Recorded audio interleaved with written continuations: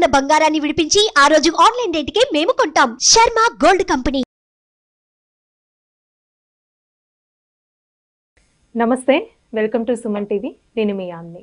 ప్రస్తుతం మనతో ఉన్నారు ప్రముఖ ఆధ్యాత్మికవేత్త, ప్రముఖ జ్యోతిష వాస్తు పండితులు సుభాష్ శర్మ గారు ఉన్నారు. గురువు గారితో మాట్లాడి మనకున్న సందేహాన్ని అడిగి తెలుసుకుందాం. నమస్కారం గురుగారు. గురుగారు, ఈ జూన్ 6వ తారీఖున అమావాస్య ఉంది. అదేవిధంగా శని జయంతి అంటున్నారండి. ఇప్పుడు జాతకంలో శని దోషాలతో బాధపడుతున్న వాళ్ళకి ఆ రోజు ఏ విధంగా చేసుకుంటే మంచిదంటారు? ప్రేక్షకులందరికీ శ్రీమాత్రే నమః, శ్రీ గురుభ్యో నమః. ఓం శమగ్నిరగ్నిభిస్కరశ్చన్నస్తపతి సూర్యః శంవాతో వాత్ప్రభావాంశ్రితః.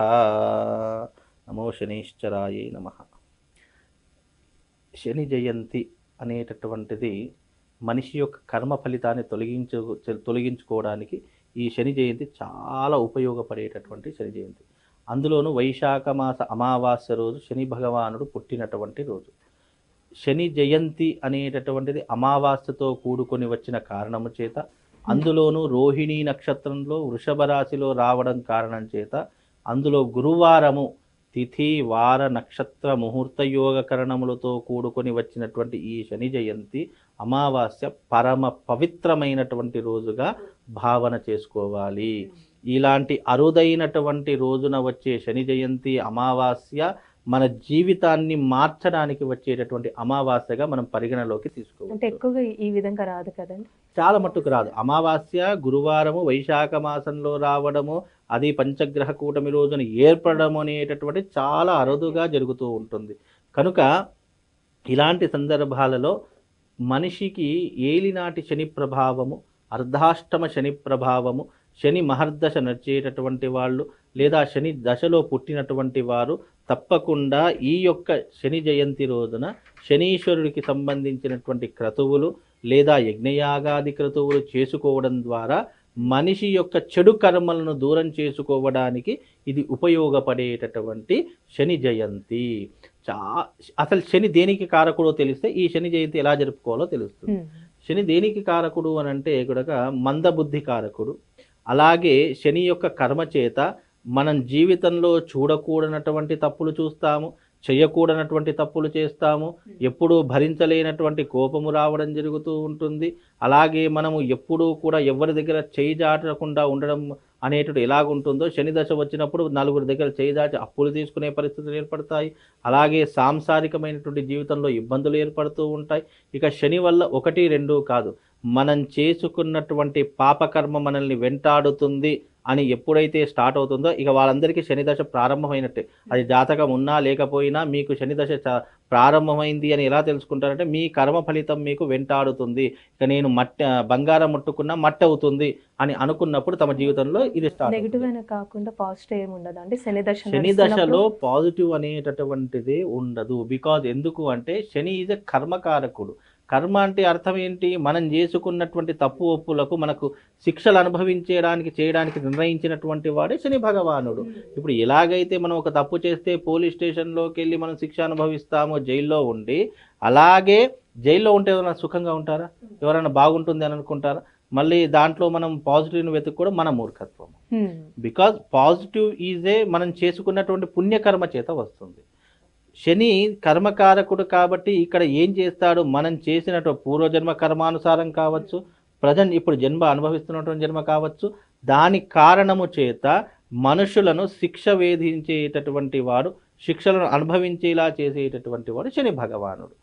ఆ కారణము చేత మనిషి ఇక ఆ రోజు నుంచి కష్టము, నష్టము, బాధ, దుఃఖము ఇవే అనుభవించడానికి అతనికి 7.5 సంవత్సరాల పాటు పడుతుంది.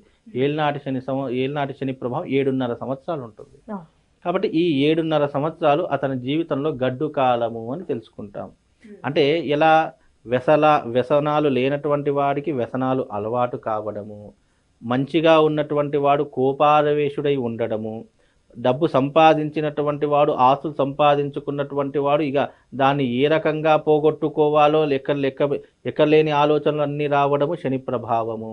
అలాగే కుటుంబంలో చీలికలు రావడము, కుటుంబం విడిపోవడము, భార్యాభర్తల మధ్య కోపము రావడము, కోర్టు కేసులో ఇరుక్కోవడము, విడాకులకు దారి తీయడము శని ప్రభావ కారణము. డబ్బులు పోగొట్టుకోవడము, బెట్టింగ్లు వేయడము, అనవసరమైనటువంటి విషయాల్లో డబ్బులు పెట్టడము, శని ప్రభావము, ఇవన్నీ కూడా శని ప్రభావము అని అన్నప్పుడు దాని యొక్క అనుగ్రహం పొందడానికి this time is most important and most powerful day అని చెప్పుకోవచ్చు. ఎందుకంటే శని జయంతి ఇప్పుడు ఒక మనిషి పుట్టినరోజును జరుపుకోవడానికి ఎన్నో డబ్బులు ఖర్చు పెడతాడు, లేదా డబ్బులు ఖర్చు పెట్టుకోలేనాడు పుణ్యం సంపాదించుకుంటే తన పుట్టినరోజు వచ్చింది కదా అని చెప్పేసి 10 మందికి అన్నదానం చేస్తాడు, 10 మందికి వస్త్రదానం చేస్తాడు, ఏదో ఒక సహాయం చేస్తాడు. అలాగే మన జీవితం బాగుండాలి అని అనుకుంటే ఈ శని జయంతి రోజున మనం చేయవలసినటువంటి కర్మ ఏంటి అంటే గనక మనము శని భగవానుడికి ప్రీతికరమైనటువంటి అంశాలు సనాతన ధర్మంలో కొన్ని చెప్పడం జరిగింది. అందులో శని భగవానుడికి ఇష్టమైనటువంటి నల్లటి వస్త్రం సమర్పించడము, నల్ల నువ్వులతో శనీశ్వరుడికి అభిషేకం చేయడము, నువ్వుల నూనెతో అభిషేకం చేయించడము, అలాగే అక్కడ తిలహోమ తంత్రము అనే విధానం ఉంటుంది, తిలహోమ తంత్రము చేయించడము, అలాగే శనికి ఇష్టమైనటువంటి నువ్వులతో చేసినటువంటి లడ్డూలను పెట్టడము, ఇవన్నీ భగవంతునికి చేసేటటువంటి కైంకర్యాలు, విధానాలు శనీశ్వరుడికి చేసేటటువంటివి. అలాగే ఆ రోజున శనీశ్వరుడికి ఇష్టమైనటువంటిది ఏంటి అంటే సహాయము, సహకారము, పేదవారికి అన్నదానం చేయడము, లేనటువంటి వారికి వస్త్రదానం చేయించడము, చదువుకోలేనటువంటి స్థితిలో ఉన్నటువంటి వారు ఎవరైతే ఉన్నారో వాళ్ళకు విద్యా దానము చేయడము, ఇవన్నీ కూడా ఈ యొక్క కలియుగ ధర్మాలలో ఒక భాగంగా చెప్పుకోవడం. ఆ రోజు అమావాస్య కూడా వచ్చింది కాబట్టి అమావాస్య రోజు ఏమైనా చేయొచ్చండి? దీనికి మంచి పని చేయడానికి అమావాస్య, పౌర్ణమి అనేటటువంటివి ఉండవు. అది స్పెసిఫిక్ గా ఈ యొక్క శని భగవానుడు పుట్టినటువంటిది వైశాఖ అమావాస్యనే. అలాంటి ఈ వైశాఖ అమావాస్య రోజున చేసేటటువంటి ఏదైతే క్రతువులు ఉంటాయో అవన్నీ కూడా భగవంతుని యొక్క పేరు మీదుగా చెయ్యాలి. ఆయన పేరు మీదుగా చేయడం చేత ఆయన సంతోషించిన వాడై మనకు పుణ్యాన్ని ప్రసాదించి కర్మ ఫలితాన్ని తగ్గిస్తాడు. కాబట్టి కర్మ ఫలితం ఆటోమేటిక్ తగ్గింది అని అంటే గనక ఆటోమేటిక్గా పుణ్య ఫలితం పెరిగి కష్టంలో అంటే గొడ్డలితో పోయేదని గోటితో తీసేస్తాడు. అంటే ఇప్పుడు శని దశ అయిపోతున్న టైంలో కూడా మంచి ఫలితం ఉంటుందంట.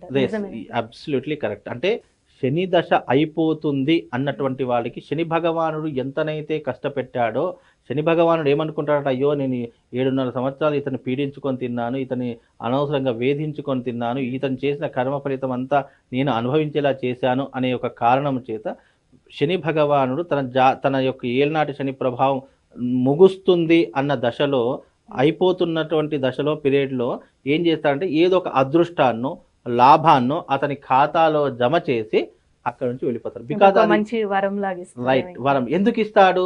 ఇక నుంచైనా ఇన్ని సంవత్సరాలు నువ్వు కష్టపడ్డావు, ఇక నుంచైనా ఈ మంచి నీకు జీవితంలో వచ్చింది, దీని నుంచి ఏం నేర్చుకున్నావు? బికాజ్ ఎప్పుడు మనం ఒక కష్టం నుంచే ఒక పరిష్కార మార్గాన్ని వెతుక్కోవాలి. నాకు కష్టంలో ఉన్నప్పుడు, నేను ఇంత బాధలో ఉన్నప్పుడు నన్ను ఎవరు ఆదుకున్నారు, ఎవరు నన్ను ప్రోత్సహించారు, ఎవరు నన్ను ఈ రకమైనటువంటి కష్టాల నుండి ఎవరు నన్ను ఆదుకున్నారు అనేటువంటి అంశం తెలిసినప్పుడు మనిషి ఎలా జీవించాలో తెలుస్తుంది. పోయేటప్పుడు అదృష్టాన్ని ఇస్తా అంటే ఊరికే ఇవ్వడు.